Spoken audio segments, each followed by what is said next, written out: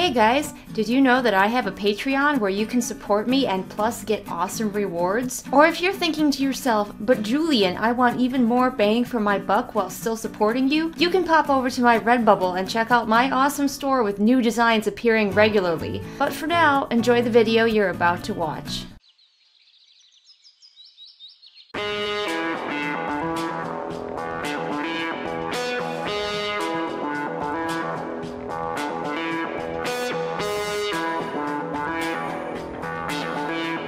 Hey everyone, this is just your friendly heads-up warning that we're about to go into a critical reading of Jenna Moressi's The Savior's Champion, which will include every possible spoiler. So if you don't want spoilers and you don't have a sense of humor about Jenna's writing, then this video probably isn't for you. Otherwise, enjoy the show. Okay, I made more space on my camera, still got my M&Ms, my Nigel, and my bad lighting, and we are gonna read Chapter 16 of The Savior's Champion, entitled The Garden. Now, as you recall from the last chapter, because I just read it, Tobias helped kill a man, and so did Layla. So they deserve each other, because they're both fucking murderers. I'm not necessarily saying that's a bad thing, that's kind of this book. You kind of have to be a murderer. But at the same time, I don't know, they're supposed to be the good guys. Maybe good guys shouldn't be quite so murdery. I guess in the right circumstances, I do like a murdery good guy. Like, I love books about assassins where people actually are assassinated. Give me that shit. But Tobias is not an assassin, or a hired murderer, or anything, and Layla's supposed to be a healer.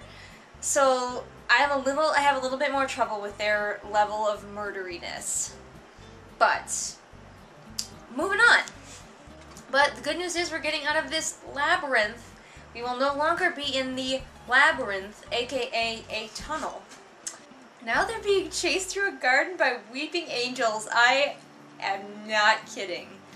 That's basically exactly what is happening, and I don't know how to feel right now.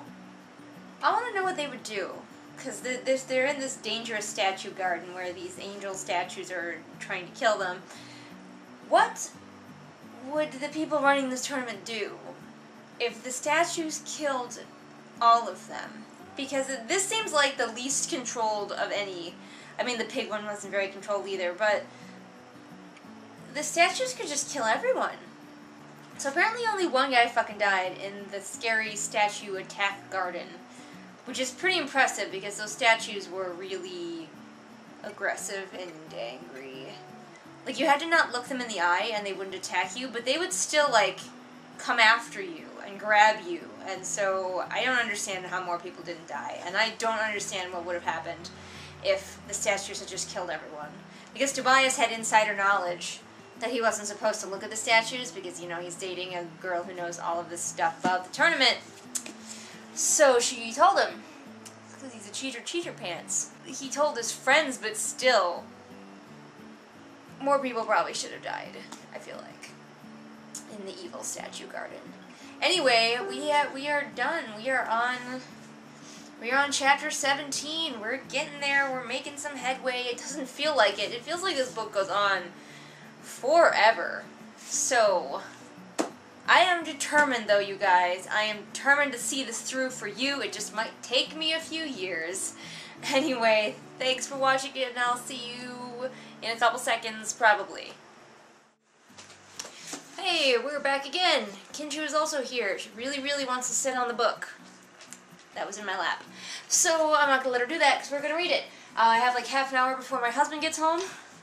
So let's just try to get through chapter 17, The Welcoming. If you recall, in the last chapter, we legitimately fought weeping angels. So that's a thing. Kinchu, you need to find your chill. Mummy's going to read. Try to. So, Tobias and Orion, who I've already forgotten which one Orion is, because why would I remember, are now in the palace, and it's all very lavish, and there are servant girls everywhere. And they're supposed to report to, I think, like, the throne room or some shit, but nobody guides them. The servant is just like, hey, go there. And, then Tobias and Orion arrive late because they were wandering around. Wouldn't it have been smart to send a guide This palace seems poorly run, especially like, okay, could not Tobias and Orion have caused a lot of havoc without a guide or someone to keep an eye on them? Just putting that out there. Palace owners, people who run palaces. Is there a butler? Do palaces have butlers? Like, who is the head servant in a palace? I need to know. For a friend. Yeah, now they've met kind of one of the head servants, and she's like, you'll have access to all of the public rooms.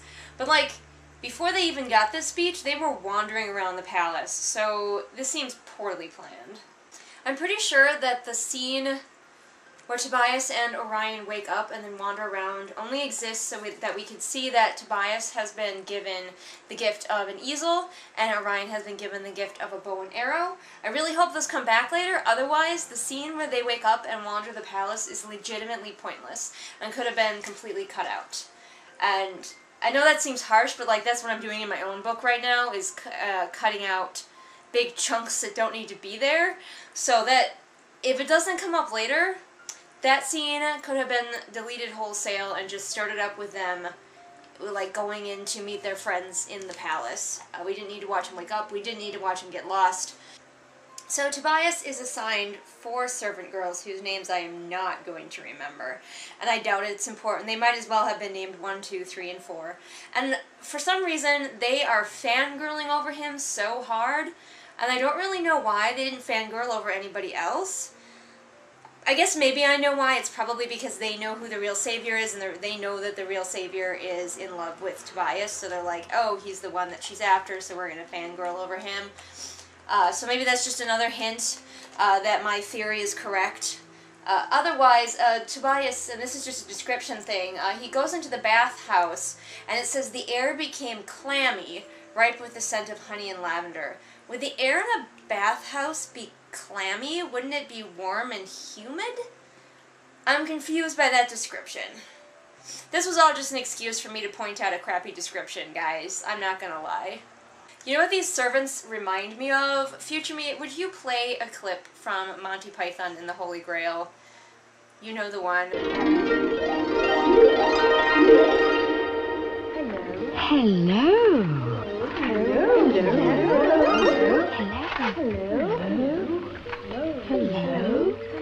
Hello. This is just a scene that exists for, like, the physical comedy of Tobias once again being violated physically by women touching his man parts and his butt. I could do without this personally. Maybe this is some people's jam. Oh my gosh, this conversation is so vapid. Why am I reading this? Why? They're talking about cutting his hair. Let me just read you some of this nonsense. So they're talking about cutting his hair. Yes, leave some length on top, the tattooed woman added. Give her something to grab in the throes of passion.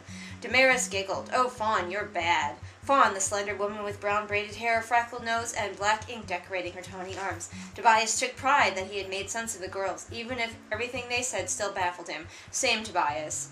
We don't know if she's a grabber. Hemera peered over Tobias' shoulder, looking him in the eye. Is she a grabber? All women are grabbers if you please them right, Fawn winked. Well then, are you properly skilled at pleasuring a woman? Hemera, you can't just ask him if he can pleasure a woman. Why am I reading this? What is this?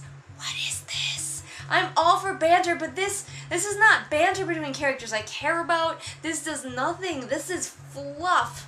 Why am I reading this? Oh, good. They're probably gonna teach him how to dance now. Yay.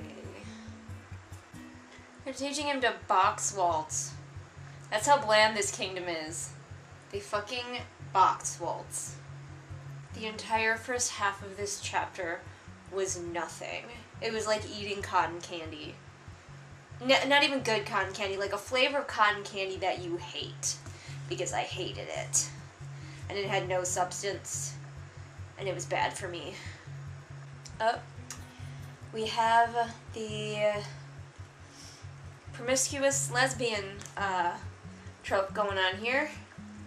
I don't know if it's that big of a trope, but it is something that I've heard people complain about. Delphi is a lesbian, and she's had sex with a lot of the women in the palace, and she's bragging about it.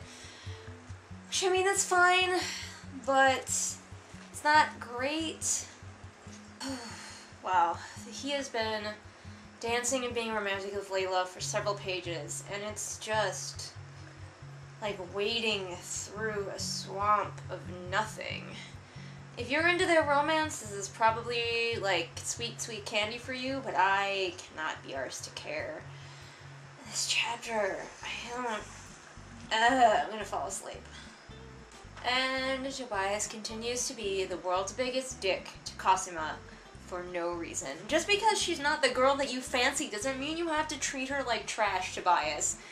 She's like, care to dance? And he's like, bitch, whatever. And he is like, I won't even look at you or talk to you or anything. Tobias, you're an ass. Quick note from Julian from the future.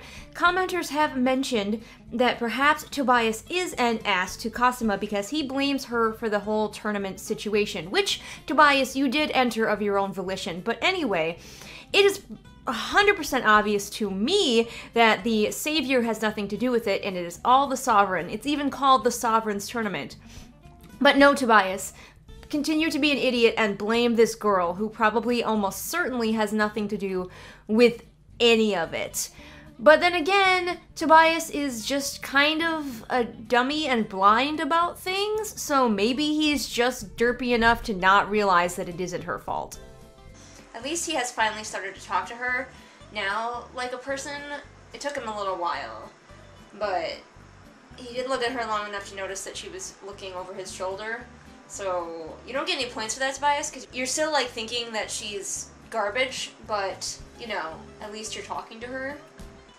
And then at the very end of the chapter, the Sovereign, who is the Savior's father, shows up and is all like, stay away from my daughter, you are not what she needs. And we all know at this point, like, I'm going to be real surprised if this twist is not what it seems like, because at this point it feels like little babies not even born to this world can understand what this twist is going to be. But you never know, maybe the twist is that there isn't a twist. I don't know, but we made it through this chapter, this whole big chapter of nothing. Thanks, I hated it. I'll see you guys, wait, what's the next chapter called? I'll see you guys in a couple seconds or whatever for the next chapter called The Reverence. Yay. Hey fam, we're back. I have popcorn. I have soda. I have Jane, who thinks he wants my popcorn. I'm going to try to steal it. I'm going to read at least one more chapter. This thing. If anyone has been curious what this notebook is, back here, this is my writing notebook, because this is where I sit to write, and I just use the back of the couch as a shelf where my notebook lives. So, yep. Let's read chapter 18, The Reverence. If you remember, I thought that the previous chapter was a load of shit. So far this chapter's, there's really not much to report. It's just sort of like, get ready for tomorrow's thing. I don't want to get ready for tomorrow's thing. I'm going to win the competition. No, I'm going to win the competition. I don't care. Apparently Tobias is a favorite of the people as well, because Tobias is the best. Somehow. I don't know how the people know anything about Tobias enough to decide that he's their favorite. Except for maybe because they all know his mom. I don't know. Okay, so the people have bonded with Tobias because of all of his great deeds, except for they didn't see any of those great deeds. Now maybe somehow people are magically watching these great deeds and like a report is going out or something, but I'm dubious. Don't you just love Tobias? Isn't he just the best one? No? None of them are the best one. They're kind of all eh. This is so Tobias can show how humble he is again. He doesn't want all these accolades and laurels and stuff. He just wants to just like go do his own thing. What a good man he is. Tobias has decided to be upset again about being treated like an animal. He just periodically gets upset about this. It's pretty normal for him. So Tobias is bonding with Orion. And I couldn't tell you a damn thing about Orion. I don't remember what he looks like. I don't remember what he stands for. I think he's the prince. I think Tobias saved him one time, but like he's not a character. He's not a person. He's a name. None of these side characters feel like people that we can get to know and love and form attachments to. And half the fun of a book with a large cast is bonding with the side characters. And none of these people are people you can bond with. The closest we have is his friend, whose characteristic is annoying. So Tobias just made his awesome entrance where his buddy Orion, like, knelt down, and then Tobias got a running start and, like, ran up Orion's back and then jumped off and did a double flip. And I was just like, why does he know how to do a double flip? I mean, I guess perhaps they trained to do that last night. It just seems super random that's like what he went with. As the artist, that's what he went with.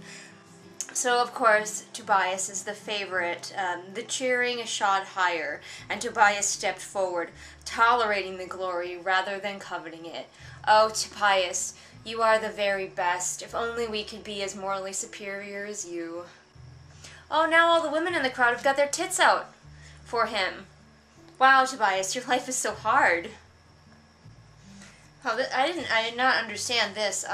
Apparently they are in this, like, the crowd is just right there with them. I thought that they were in, like, an arena type thing again, where the crowd would be up and able to see them, like, from above, but apparently they're just right there. They're all on the same grassy plain or room. I wasn't paying attention if it was ever described, but Tobias saw his mother in the crowd, and he's just running straight for her. So apparently there's just guards between him and the crowds. How is everyone able to see? Poorly planned. Much of this is poorly planned and continues to be so. Apparently his sister has finally gotten some sort of mobility aid, a little cart that she can move around in, so that's good, I guess. I don't know why she didn't get one until now, except for Tobias's old painting master has become a character literally right now, and I think he's dating Tobias's mom for some reason. So maybe he gave her little cart. Alright, well, this was a blessedly short chapter. The next one is called The Rose. I hope there's a rose ceremony like The Bachelor. This was a pretty pointless chapter. Honestly, I feel like you could cut this chapter out and you wouldn't miss much. More Tobias being salty. He's already been plenty salty, so we don't need more. We get it. Tobias bonding with Orion, who is a non-person, but maybe we need to bond with him a little bit because he's going to be killed very soon. The wrapping up of whether Tobias' sister will ever get a little cart, which was not a side plot that I thought was even a thing, but I guess it's good to know what's going on. And at the very end, possibly the only reason that this chapter exists, that being for Kaleo, the bully character, to mock Tobias for his sister having a disability. And that's it. And I really feel like we could have just left all of it out, chop out this chapter wholesale, and I don't think we would have missed much of anything that we hadn't already gotten from previous chapters. I'm not gonna lie, I'm a little salty. I'm even wearing the shirt that says salt. Jenna likes to say that pantsers, like myself, hence the salt, have a lot of useless scenes, write a lot of scenes that don't matter. And she, as a plotter, would naturally not do that. But I disagree. I think she's got at least a couple of scenes in here that don't matter. Now, as I say, I have not reached the end of the book, so perhaps these scenes were crucial. But I feel like this last one was super duper not. But we'll see. We will see. It's probably just me being judgy and me being salty. And if you're insulted by that on Jenna's behalf, good for you. You've made it this far, so I'm gonna think you're pretty thick-skinned as far as the criticism of Jenna goes. She recently did a video where she talked about mistakes that newbie writers make or whatever, and she kind of mentioned that pantsers have this problem with having like useless scenes in the middle of their book. kind of implying that plotters like her do not somehow. And it's just not true. Pantsing and plotting is just two different ways to write books. It doesn't make one automatically like superior to the other. In fact, I'm going to go off on a tangent, so I'm sorry. A lot of people say that pantsers have to edit more later. And while that is definitely true of some pantsers, that's not true of all pantsers. We are all different, and our writing is different. Watch out for blanket statements, I guess, is where this whole rant was going. Thank you for coming to my TED Talk. I will see you again with the next chapter, The Rose. Hey, we're back for more of The Savior's Champion, and does this book end? Does it have an end? Kinshu is here, by the way. I just don't know, like, what more needs to happen in the plot? What more needs to happen? Like, the other guys need to die, but couldn't Layla just kick them all down a hole and we just get done with this book? Like, I can't think of more plot things that need to happen. I already guessed the twist, so we've definitely got enough foreshadowing for the twist. What else is left? I guess we'll find out. I mean, and Layla and Toby are already, like, in a relationship, and maybe we haven't gotten to the part of the relationship where they have their misunderstanding. We'll see if Jenna goes with that trope. They have their misunderstanding, they're gonna have their kind of breakup, although they kind of low-key already did that when Tobias was with, what's her name? Big boobs, blonde hair, the fake savior. But I guess we'll find out, and this one's called The Rose, which can only assume, Chapter 19, The Rose, is a ceremony similar to The Bachelor, so I guess we'll find out. Wait just a cotton-picking minute here. Tobias, whatever Tobias is wearing, he has pockets? Okay, he shoved his hands into his pockets, gazing over the floor. Not gazing at the floor, gazing over the floor. And do they have pockets in, like, Sesson? Is this I'm so confused. I never ever pictured them to be wearing anything that would have pockets. Belt pouches and stuff, sure. I don't know why this is bothering me so much. It's just like, what are they wearing? What is the garb like in this place? Because I was going with sort of a vaguely Roman or Greek kind of feel, and I don't think there were pockets. Help me out here, guys. What is this? Tiny world-building tidbits that you need to think about is what this is. This has been Tiny World-Building Tidbits with Julian. And Kinshu.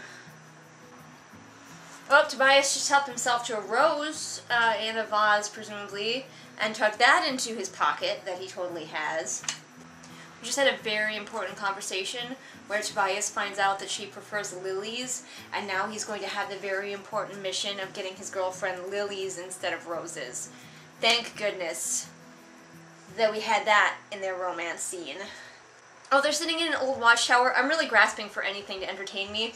They're sitting in an old watchtower that was there for times of battle. Of course, there hasn't been a war in centuries. Man, wouldn't it be great if one broke out right now? This book doesn't have much left, but it could be good if a war broke out right the fuck now, and like a flaming cow hurtled towards Tobias and his girlfriend in this tower. I would be so happy. All would be forgiven. So apparently Orion, the guy whose personality I have no idea of, other than he's not one of the bad guys, has a wife. He has been conveniently saying her name in his sleep, and then Tobias is like, "Who's Celine?" And he's like, "That's my wife. Carry on." So I guess that's characterization. He's the kind of guy who would leave his wife to go marry someone else for money? But we're going to another challenge, and it's in a forest. And I hope it's as silly as the last challenges have been. Let's find out. Yet more hints of who the savior is or isn't. The ladies aren't here, because it's daytime in the sunlight. See? Okay. So somewhere in the woods, a rose is hidden, and the men have to bring it back for her. Because the chapter is called The rose. Get it? Do you get it? They're going in teams. Because reasons, I guess, so that all the bad guys can be on one team and all the good guys can be in the other team. Again, I don't know. Wouldn't it be smarter to just have them go out as single people into the woods, and if they found each other, they could team up if they wanted to? Who's to stop them? But why put them in teams? No, I think what they're doing is putting like 2 of the bad guys on Tobias's team, actually, so that we can have that dynamic. And it's shirts versus skins? It's literally shirts versus skins. And I'm dying. We're done. He had pockets, and now it's shirts versus skins to go into the woods and find a rose. And they're gonna get so eaten by mosquitoes? And what is this nonsense? This is like, let's play high school games. This is not Fantasy Times. Like, Fantasy Times, you go, this is Team Blood, and this is Team Thorns, or something, and then, like, the Team Blood gets to have, like, a bloody handprint on their chest or something. Not, some of you take your shirts off, we're gonna play, like, some b-ball. What is this nonsense? Flynn is like, this is a children's game. Yes, Flynn, a children's game from a different dimension. Oh, but it's a man's game because they have swords. You guys, it's stupid. It's so stupid. And apparently Tobias' sword, like the second it hit his hand, just fucking broke. I'm gonna guess it was sabotaged, but what did that look like? Did the blade just fall off? And they're like, you can't have another one, so, like, dude, pick up the blade and wrap your shirt that you won't need around it and use it with a weird handle. I have no idea who these people are. Raphael I know, but he's also with Bjorn and Garrick, and which ones are they? I know nothing about them. I think they're on the bad guy team. So the 2, like, baddest bad guys, Drake and Kaleo, just, like, fucking ran to try to kill Tobias, and Tobias just booked it into the woods. And that makes me happier than it should. Like, I should be concerned about Tobias, but instead I'm like, yes! Go kill him! Fuck the rose! Go kill your competition! I'm having more fun with this chapter than I thought I would, because it's just nonsense. This line, and then a mass of black ink swept through his peripheral vision. What does that make you picture? Does it not make you picture, like, a creature, like a gelatinous ink creature, like from Star Trek, you know that one episode where there was, like, this tar creature? But he's talking about Drake, who's covered in tattoos, but, like, that's not the mental image that a mass of black ink conjures up. Jane is cleaning his nethers behind me, so, you know, you can all enjoy that. That's what this pretty much completely sums up my thoughts on this chapter. Jane cleaning his nethers. Okay, now Tobias has just scooped up a handful of dirt to toss in the dragon's face. Have you been in a woods? If you go into a woods and you bend down, usually you can't just grab, like, a handful of dirt. There's plants in your way. Most of the time, unless it's, like, a very dense woods and then it's just, like, moss or something, but most of the time you're not going to grab a handful of dirt easily. It's going to be roots, and, like, you're going to have a fern sticking out of it or something. You're going to throw it in somebody's face and it's just going to punk, you know? It's going to bounce off. It's just a clot. It's not like sand. It doesn't get in their eyes. And Tobias got away from the bad guys briefly and climbed a tree, which Raphael just fucking happens to also be sitting in. What does this even mean? The 2 bad guys are like, oh no, we lost him, but we're gonna kill him later. And then they're like, Kaleo, I think, is like, can you imagine the look on old Braun's face? He'd probably gobble our cocks at the same time, even. What? People don't say that. And why would you say that? Like, okay, they want to kill the artist and then go back to the Savior's dad. And their example of what would be a good reaction from him is for him to just deep throat both their cocks at the same time. Like, I know they're being metaphorical, but people don't say that! This chapter is nonsense, but it is offering me way more enjoyment than I thought it was going to, so there we are. They spend like 2 more sentences discussing the merits of having their cock sucked by that guy, so, you know, quality literature. Yeah, you don't get away with it. You don't get away with doing something contrived if your character is pointed out. It might seem that way, but it's not. Raphael goes, "What are the odds we'd end up in the same tree?" Tobias goes, "No idea." Raph, "I'm serious. There are hundreds of trees in this woods. The probability is ridiculously low." Are you setting up for something, or are you just trying to cover your ass with the fact that you did something incredibly contrived, Jenna? And you've seen it done before. Like, it's been done in fiction before, where a character will point out that something is bad, and you are supposed to forgive them then. You're like, oh, well, if the character notices it's contrived, that's alright then. That's not... Like, maybe sometimes it works, maybe sometimes it's funny, but this time it's dumb. Unless she is actually setting up for an important plot point that they both wound up in the same tree. Maybe it's a magic tree. Apparently the tree is just falling apart, though, because, like, Tobias says that Raphael can't stay there because the branches won't hold. All of them? All of the branches in this tree will eventually just give out if Raphael sits in it. I've sat in quite a few trees, and none of them just collapsed underneath me. Now, maybe it's a dead tree, and Tobias has realized that it's dead, and so the branches are more likely to break. But if it's a perfectly healthy, living tree, the branch... What? So, another question.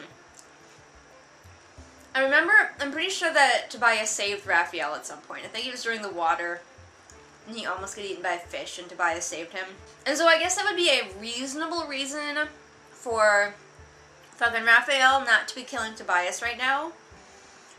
But is it a good enough reason? Because Raph here knows that he is going to die if Tobias wins. And Tobias looks like he's in a good position to win. Because he's clearly like the favorite. Or has been a couple of times. So, if I was Raph, and I had Tobias completely trusting me, I would not give Tobias my sword, as Raphael just did. I would stab him with it. Because this tournament is fucking brutal. And you don't have a chance, Raph. Like, I don't think Raph thinks he has a chance, so why is he here? Is he just okay with the fact that he's just gonna die? I don't know. What do you guys think? Comment below. Wow, Raphael is like way too fucking honorable, and I don't understand. They found a rose, and Tobias is like, "Here, Raph, you take it, because I don't want it," because Tobias is very, very super duper uber against ever spending time with Cosima. And Raphael's like, "Oh no, 'tis yours, I will do the honorable thing." And I'm like, why? Why? They're having, like, a lengthy argument. This and this is all just them arguing over who's gonna take the fucking rose. This is nonsense. Oh, maybe we're gonna get a reason, because Raphael's like, "I don't care about the savior." So, but dudes, if you don't win, you both die, so you should care about that, one would think. Oh, Garrick is here, thank goodness. I have no idea who that is. Garrick will take the rose. Garrick's always been the smart one. If I was Garrick, though, I'd be super worried about letting these two guys walk behind me while I carried the rose. Because he doesn't know that neither of them want it, he just knows they were arguing over who should take it. So if I was him, I'd be, like, super suspicious they were just going to stab me and take it for themselves. Now Tobias is worried that... I keep forgetting their names. What's his name? Raph. Now Tobias is worried that Raph is going to tell on him that he's not interested in Cosima. And Raph's worried that Tobias is going to tell on him, and who gives a fuck? Oh, Flynn's here. So he might fight Garrick for the rose, and that could be interesting, because, like, both of them could die, and that would just be a good time. I think Flynn should win, because he's clearly the only one who actually cares about the savior that anyone knows is the savior. Like, he's the only one who cares about fucking Cosima. He wants to marry Cosima. And everyone else doesn't seem to care about her. So Flynn should win. So, a really good way to win this, if I was big and strong and like to kill people, would be to just wait at the edge of the woods near the pedestals where the teams are supposed to return the rose. And then when I saw somebody walking up with a rose, murder them and take it. That would be my strategy if I was one of these big, strong, murdery types. Rather than chasing a guy into the woods and then apparently getting lost because, like, nobody's here. Oh, okay, Bjorn's here. Cool. So Drake just materialized from the woods like a fucking wraith and killed Bjorn. Which I don't care about Bjorn, but at the same time, like, where did Drake come from? How dense is this woods? I'm having real trouble picturing this woods. And apparently, after taking the rose, Drake snatched the rose from the grass and meandered away. Meandered. There are other people here with swords who want that flower, and Drake's just gonna meander? He's right near the edge of the woods where he can turn this flower in, and he's gonna meander? What? What? Word choice is important. Oh good, Bjorn's not dead. Thank goodness. Not dead yet, his entrails just came out, so I guess he's probably gonna be dead. Because you need those on the inside. The words, "shirts win the challenge," should never be a phrase in your fantasy book. Although I have a new challenge for you writers out there. If you can get this in your fantasy book, if you can get the phrase "shirts win the challenge" in your fantasy book and make it make sense in your fantasy world, I don't know, I'll give you some kind of prize. Make it not sound bonkers like this sounds. So Garrick apparently has had enough, and he's like, I want out of the tournament. And he says, I worked hard and true these past 19 days, now my life is in jeopardy. My dude, that's the point. This is a deadly competition. What the fuck did you expect? Oh my gosh, these people are so dumb. Okay, we made it through that chapter. That chapter was bonkers, and it was so fucking ridiculous that it was pretty fun to read. Better than what I thought it was going to be. I thought it was just going to be a romance chapter, but instead it gave us glorious shirts versus skins, miraculous tree hiding action. So, we're back, baby. We're back to the pig challenge for nonsense. And next time I will return with chapter 20, The Chosen Path. I'm getting there. We're getting there, guys. There's not that much left. We can do this. Bonkers.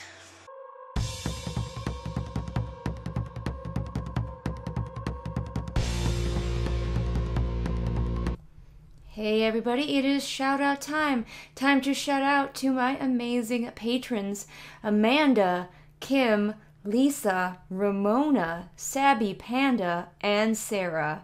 And if you want to be great like these awesome people, then become my patron over on Patreon.